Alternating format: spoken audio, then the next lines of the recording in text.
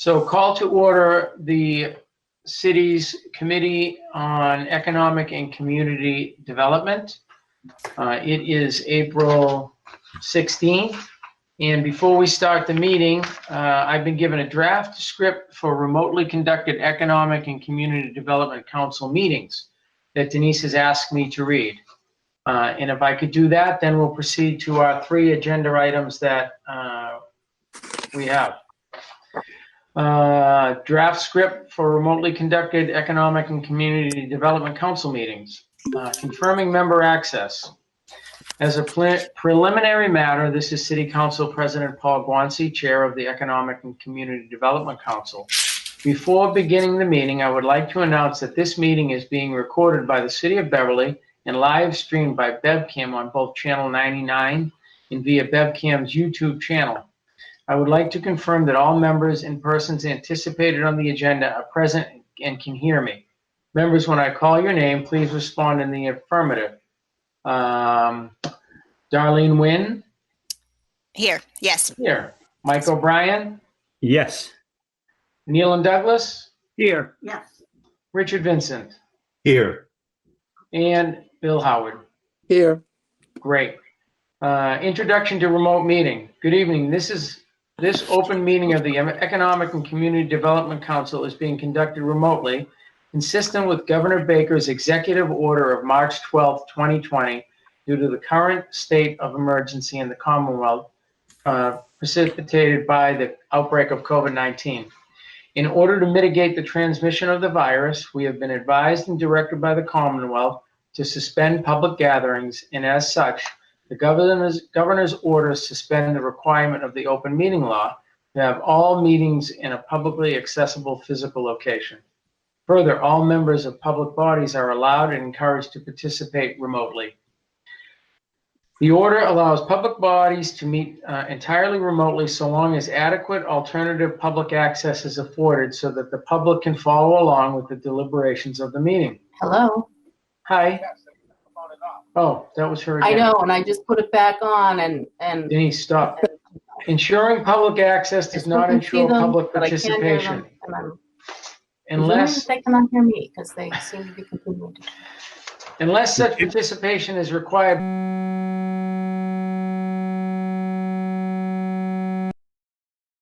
Council is convening by telephone and video conference via Google Hangouts as posted on the city's website, identifying how the public may join. Please note that this meeting is being recorded and televised live and that some attendees are participating by video conference. Accordingly, please be aware that other participants or viewers may be able to see and hear you, and anything that you broadcast may be captured by the recording. You have the option to turn off your video if you're participating via computer. All participants should keep their microphones or phones muted unless recognized by the chair to reduce background noise and feedback. Please wait until the person speaking has finished before speaking so we can clearly hear all participants. I was reading something, so I don't want to speak too loud. Other than Denise, did everybody hear that? Yes. Yes. Okay. So the first item on our agenda was an overview of programs offered by public and private sectors to mitigate economic impact of COVID-19. Everybody should have gotten that email earlier today. Yes. Yep. Yes. All right, so you have those slides. It might be a good time, something to do in the next couple of days to take a look at those. Denise was going to present and talk about them. And then we can get back to her with our comments that she could include in the meeting minutes. And this one, then our next agenda item is kind of, we'll throw the ball up in the air and see who wants to talk. Paul. Yes. All right. Before we just move on from that. Yeah. One of the things that we are also thinking about doing, and Denise has done a little research into this. It didn't make it into the presentation, but if she does end up getting back on, we're looking at maybe possibly starting up a task force similar to what Salem has done in order to mobilize people in a more nimble and quick fashion rather than, waiting for monthly ECDC meetings or monthly business roundtable meetings. So if anybody would be interested in serving on kind of a very specific and short-term task force related to economic development and business support, we may even broach housing issues, please let Denise know. Right, I'm sure that at least one person from this committee, or maybe two or three, would love to be on that committee. Yeah. Thank you, Darlene. Anybody have any questions or anything for Darlene? Not me. Okay. So we'll open it up. Observations from ECD members on local and regional economic impact of COVID-19. Mr. Douglas, you always have something good to add to start.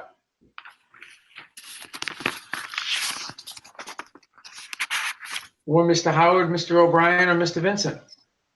Well, this is Bill Howard. A couple of things. One is there seems to be some daily agita that has caused people with changes in what's going on. And today, the news of the two federal programs that are assisting businesses have run dry of money.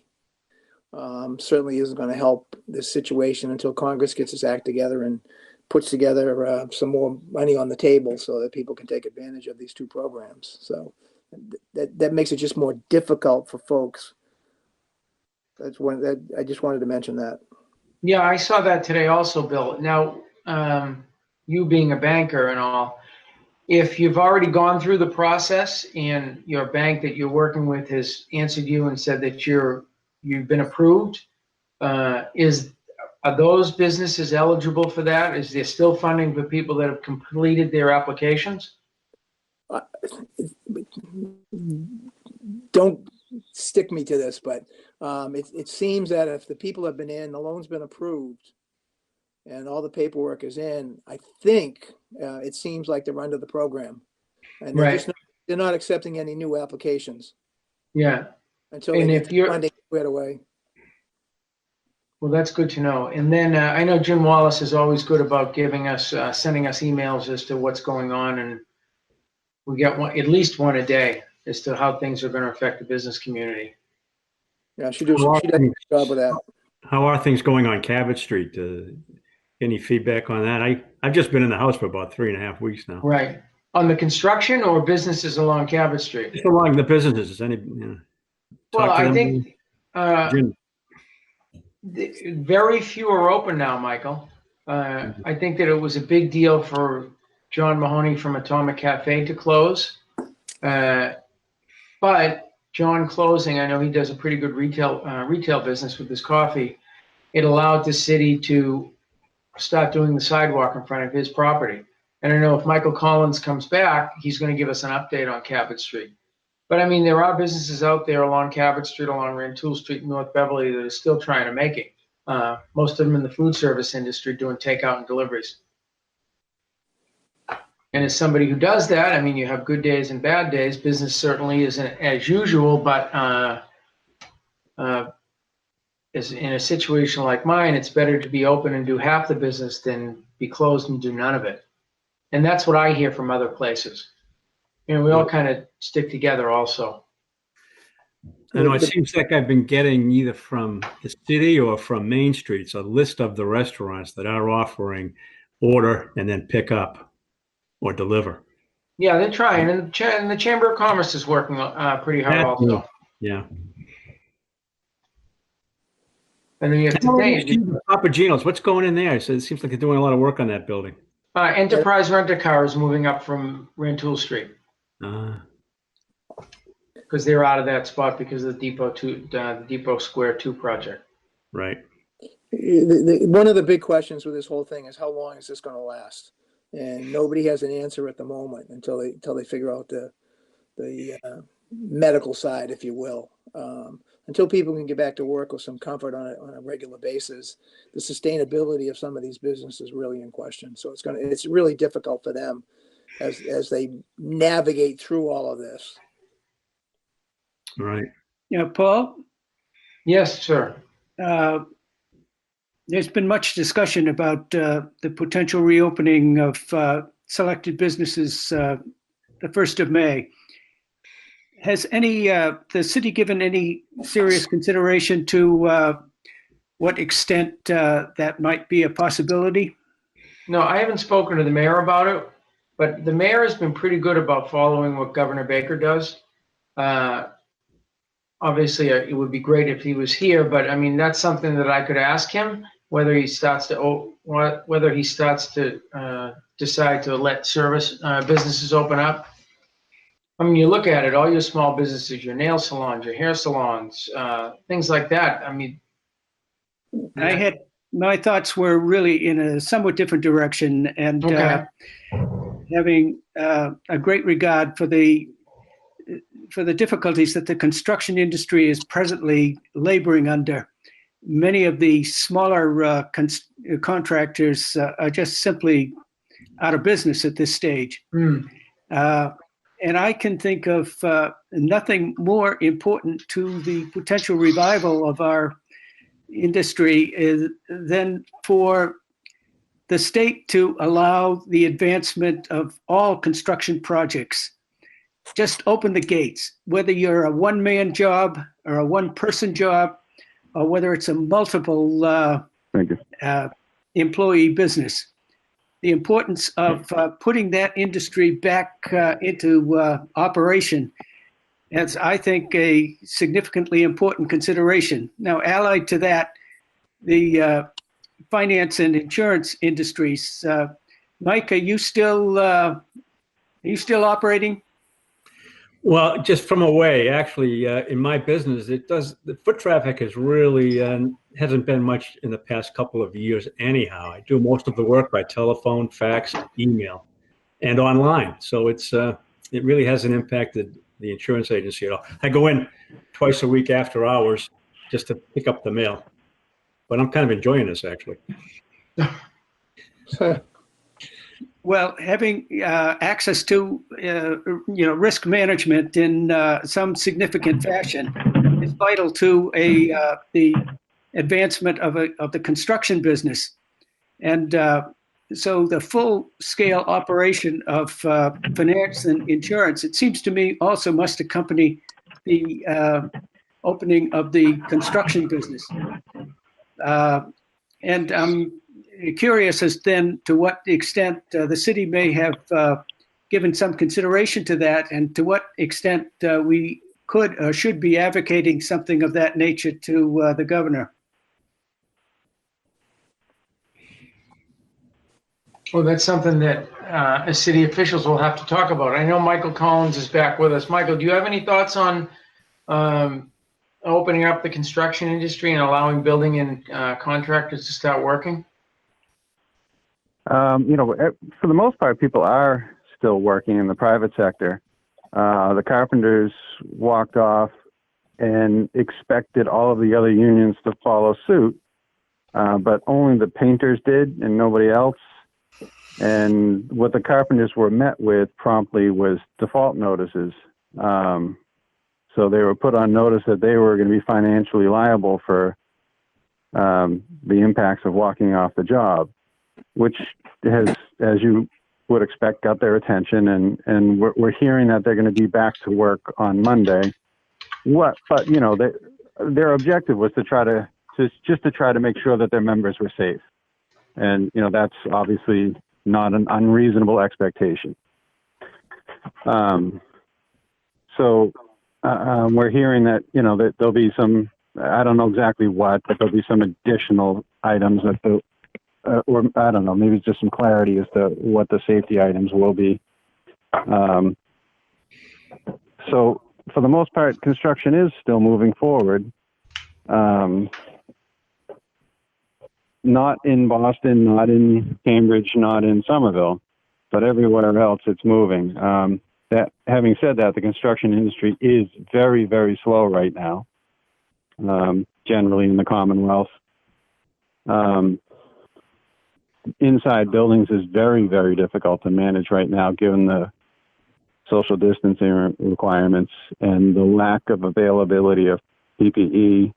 So even if you tell your electrician to wear a mask, it's hard to find them. So unless it's acceptable to make your own.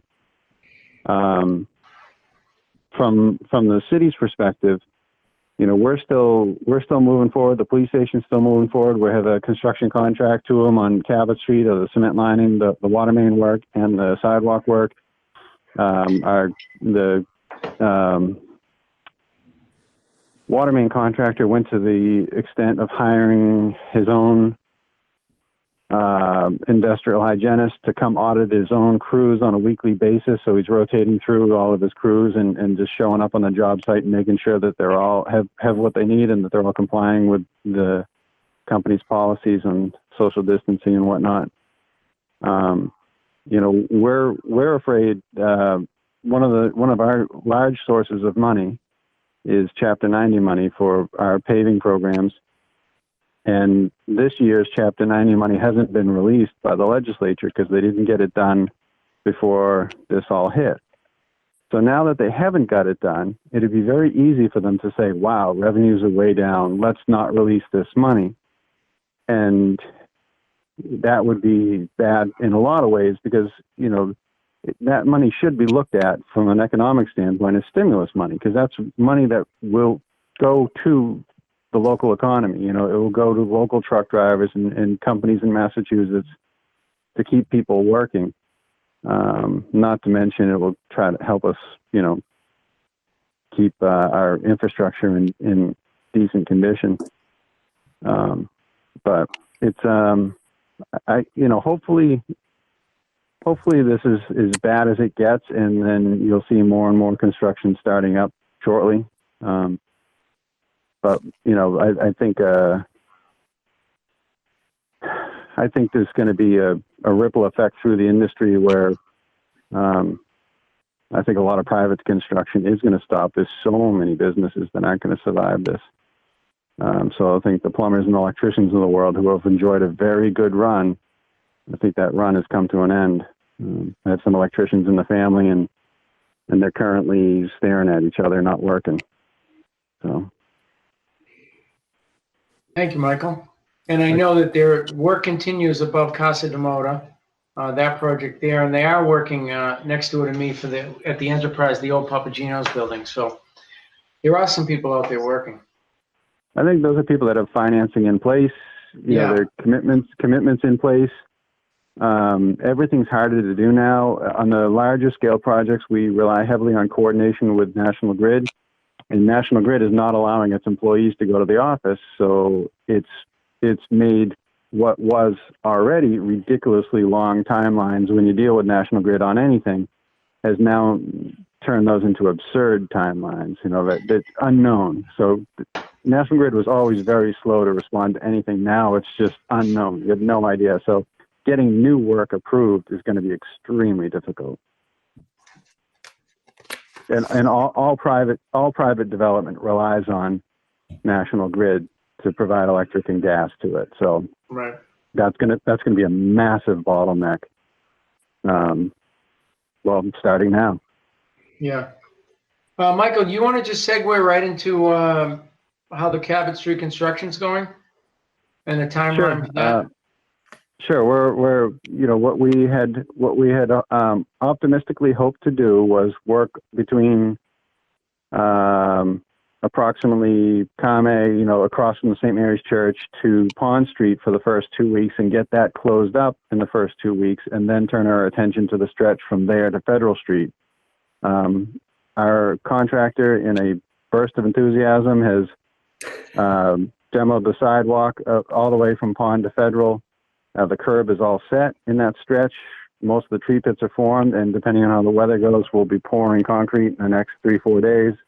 And so we will we anticipated, that stretch lasting, a total of maybe 4 months. And it looks like if all goes well, we could be out of there in less than a month. Wow, that's great. Which is what we're really trying to do, because we don't want to be there if people want to try to start opening up again. Right. And then we'll move on. So we went in first. We put our electrical conduit down the sidewalk. We are finishing putting in light bases today and tomorrow on that stretch. We've got 2 lights installed and functional on that side. As soon as the sidewalk gets closed up, we'll put the rest of the lights in. So it'll be, the the project will look much more complete than it did in the past with that other side done. We're going to get the sidewalk done, and we're going to see where we are time-wise, see what the economy's doing, and we'll make a decision on what we do with the roadway. If it looks like everything's still shut down, then we will jump right into the roadway and get the roadway done, because that will be very disruptive. We'll have to shut the road down while we do that, and that could be for a few weeks. When we get to that phase, we're going to look at maybe working very long days, maybe 14, 15-hour days, to try to minimize the disruption and try to get in and out of there as quickly as possible. But it's going to be very disruptive because we have to rip out all the old cobblestones and trolley tracks and all that stuff. Right. So it's going to be kind of a mess, but we'll see. Maybe if people are still shut down, hopefully that'll be, incredible, because we can get in and out without really impacting anyone. And we'll just have to, because right now there's, a New Leaf is still open, and Kame and Soma are doing takeout, and the banks are open. And other than that, I don't think anyone's doing any business right now. Well, it's an optimal time, Mike, to do it with so much business closure, and that represents the least amount of disruption that could occur. Yeah. I think you've got an open opportunity at this point to proceed with all of that. I'm curious, is there's still rails in the road? Yep. Yep. There's much to our chagrin, there are still trolley tracks in the road because we have to keep cutting them out of the way. My goodness. It was a long time ago, Neil, and even before your time, right? No, I remember it. You do? Wow. Yeah, I stood in Ellis Square and watched those trolley come tootling right down. Wow. Does anybody else have any questions for Michael before we maybe go back to Denise and see if she has anything to add about her presentation, because she's on via phone. This is Darlene. I did want to. Hi. Stephanie Bellotti just asked me to make sure everybody was aware of the website, theCabotStreetProject.com, where updates are constantly posted and pictures are posted to keep everybody informed of where we are in the process. So there's a week-by-week update on progress. That's great. Thank you, Darlene, and thank you, Stephanie. Denise, are you with us? I am with you by phone. I can see you. So thank you for your patience earlier. I clearly have some major technical issues, and I am not going to be able to upload this presentation because my Present Now tab is not visible. So I can share it if you want, Denise. That would be great.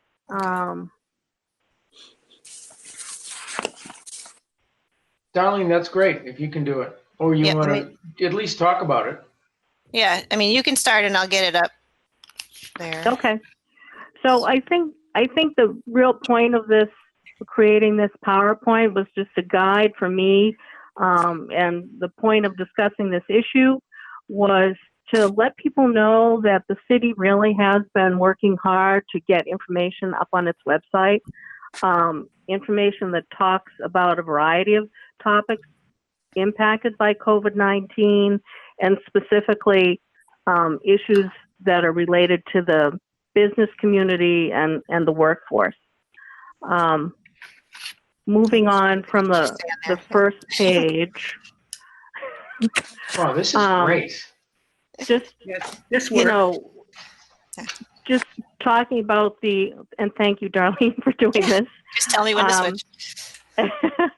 And just looking at overall unemployment rates, I think that really illustrates the enormity of the situation. I think we all know what it is. And although the official unemployment rates for Massachusetts or Beverly have not been released, they're due out in a few days. There was an article recently in the Boston Business Journal that anticipates that the unemployment rate for Massachusetts could be around 20%. So clearly based on what we saw in February, and then of course what we saw in February of 2019.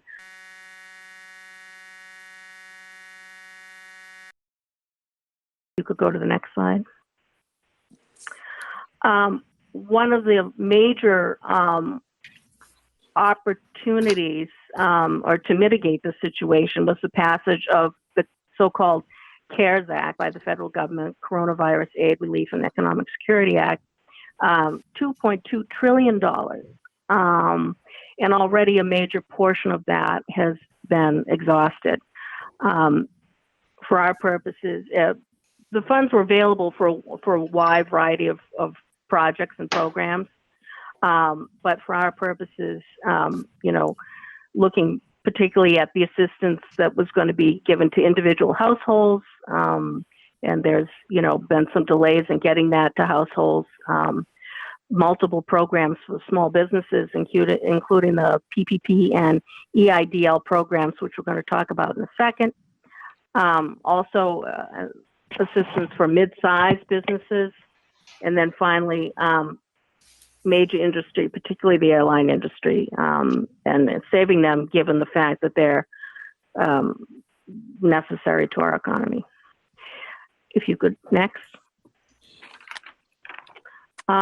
As I mentioned, the PPP, Paycheck Protection Program, and EIDL, Economic Emergency Disaster Loan Program, they have been talked about much. They're featured prominently on our website. And as it would happen, today was announced that funding for both of those programs has been exhausted. If you were able to get your application in prior to today, it will be processed. But there is no longer any funding available. So that is another devastating piece of news for the local business community. There's obviously a lot of conversation about another stimulus package and when the economy should or could reopen. So those are all critical factors. And I know I have to say that a lot of local folks, whether it's Beverly Main Streets or the Greater Beverly Chamber, Congressman Moulton's office, the North Shore Alliance for Economic Development, they've all held webinars or phone calls talking about these programs and trying to get the information out. There's some complexity. People knew that they needed to work fast to get their applications in, so there was a little bit of a panic. And our lenders, I know North Shore Bank has just been working ridiculous hours to try to process all the applications. Next.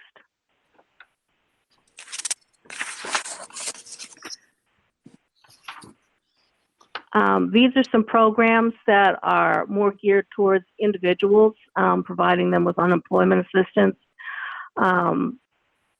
There are many individuals that are, well, I should say some parts of the business community are concerned that because so much unemployment assistance is available, it is going to be difficult to attract people to come back to work, particularly in some industries, because there's just such a fear of contracting COVID-19. They really, they're very fearful about going back. And next.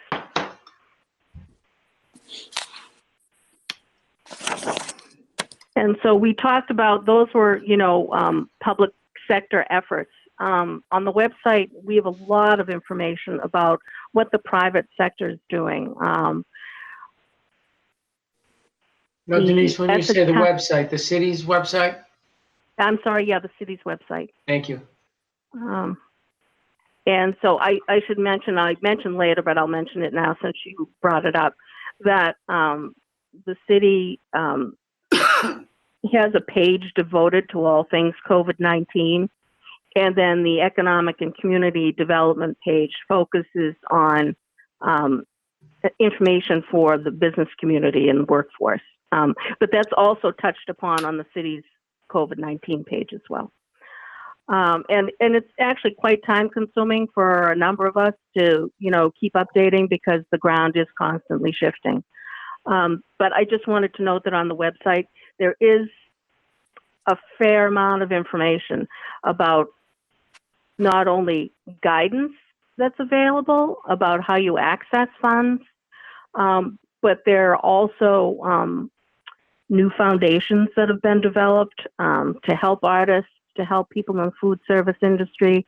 And so we've tried to list those foundations so that if you're in that industry, obviously you can reach out to them and apply for funding. And some of them are local, some of them are not.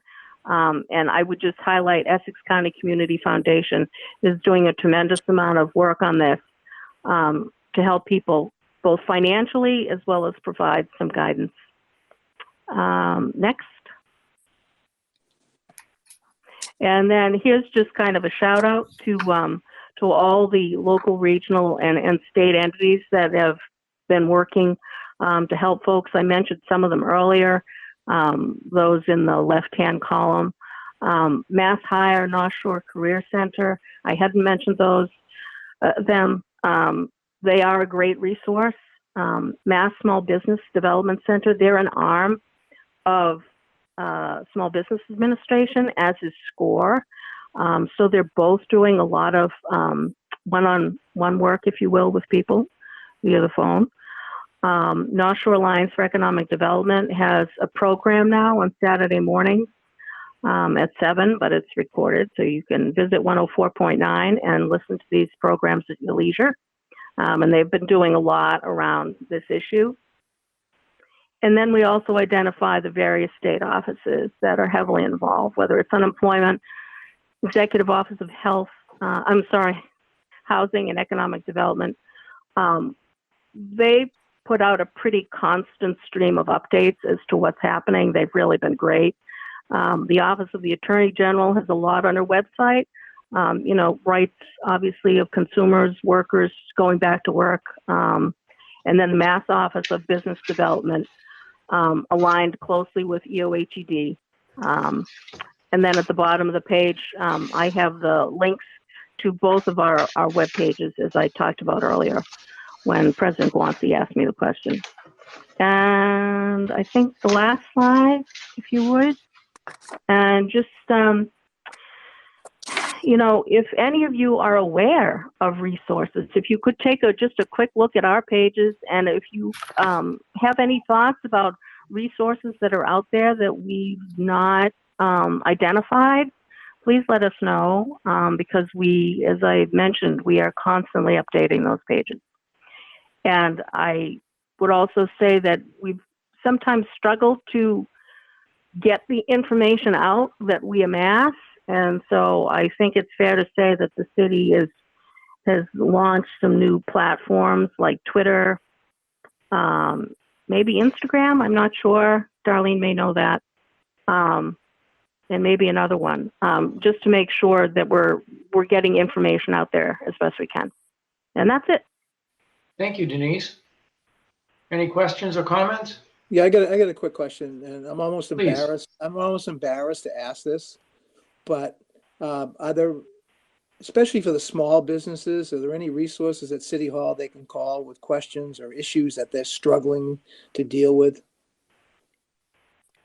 Well, I mean, I don't know how you feel about this, Darlene, but I think it's fair to say that Jocelyn Ruel-Kursker, she's the constituent services person working under Stephanie Bellotti, and I think she's taking a lot of calls.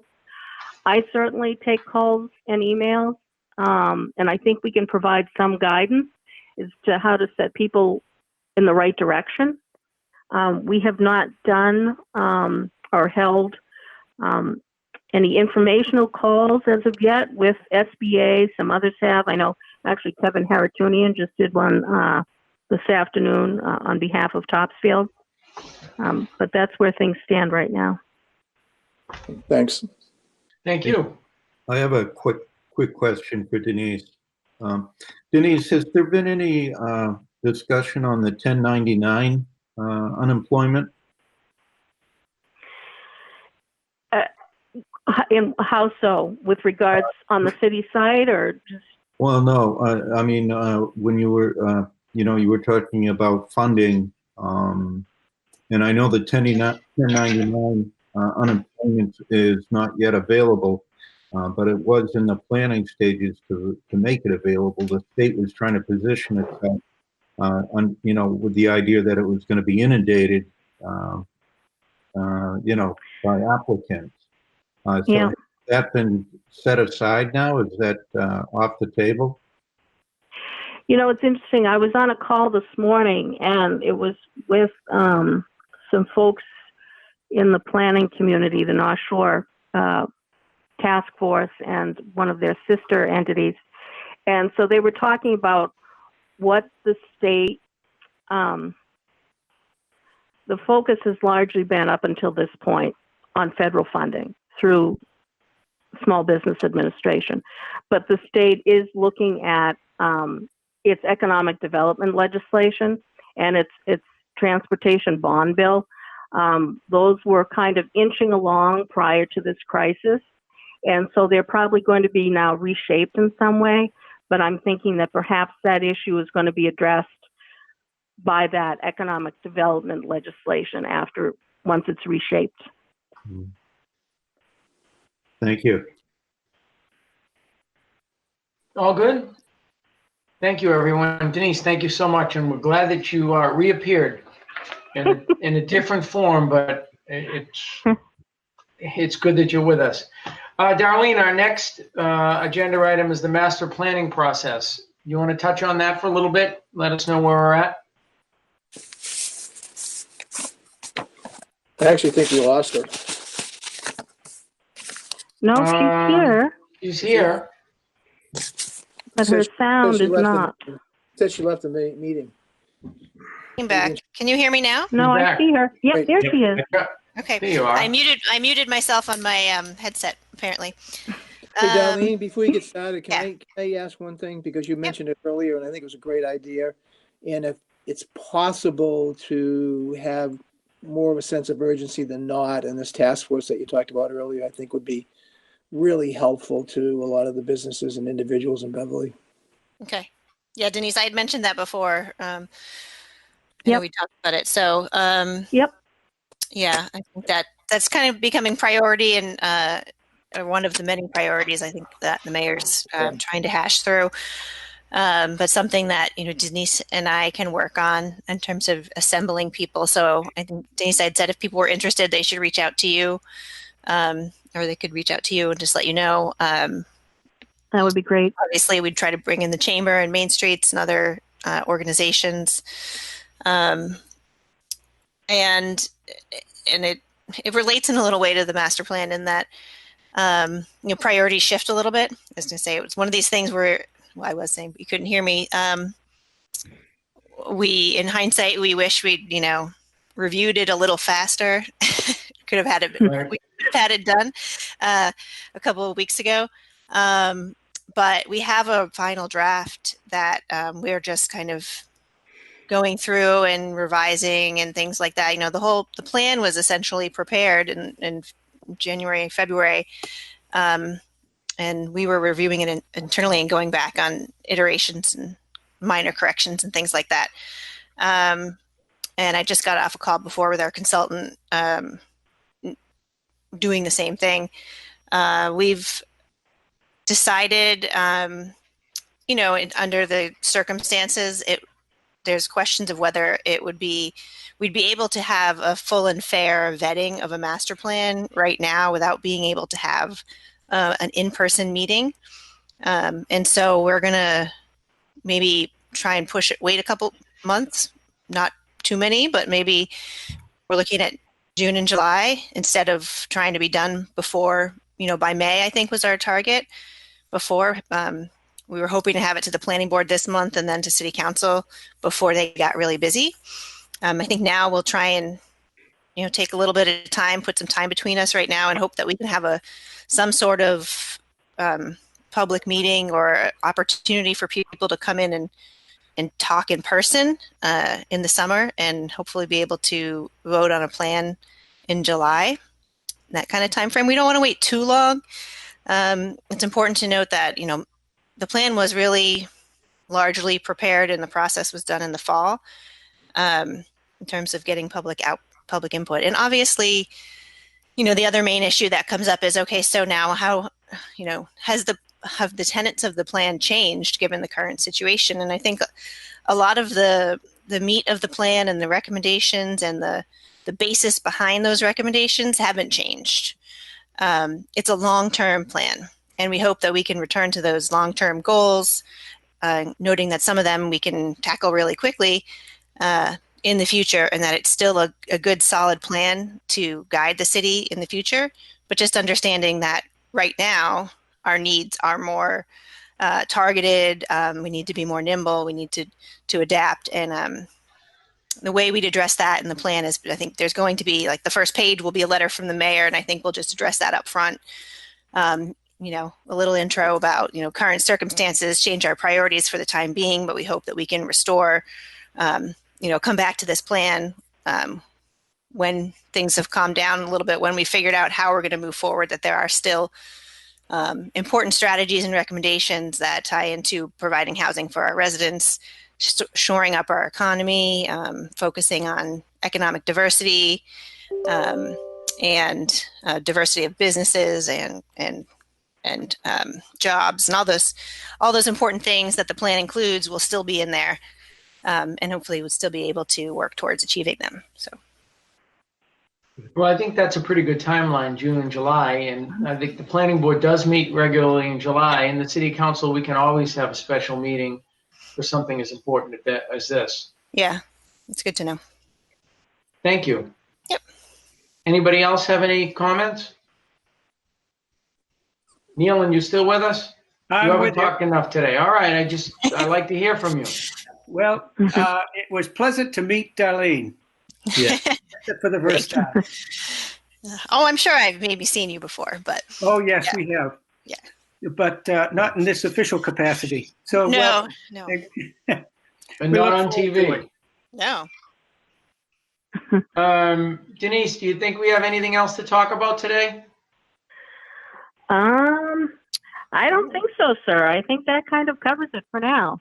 All right. Well, I think that everybody did a great job, and once Denise got on the phone, we really got on track and got through our agenda pretty well. I don't. So you'll work on scheduling a meeting for May. Yes. And I would think that we'll be back here in front of the TV screen again, or the computer screen. Sounds like. So. Did we have any members of the public on the as part of this program? Was there anybody else? Not that I nobody can see, else. No. They might be watching on TV, you know. Which they can do. And we had actually, if I could just share that, we had our first city council meeting on Monday, and we had a few members of the public that were interested in certain agenda items that, while they didn't speak, they were on the broadcast with us. So in time. So I guess I would entertain a motion to adjourn. So moved. And a second? Okay. All in favor, aye. Aye. Opposed? That's always unanimous. Thank you, everybody. Great. Thank you, everybody. Be well. Thank you. All right. Everybody be safe. Denise, I'll catch up with you soon. Thank you very much. No, thank you. Bye-bye.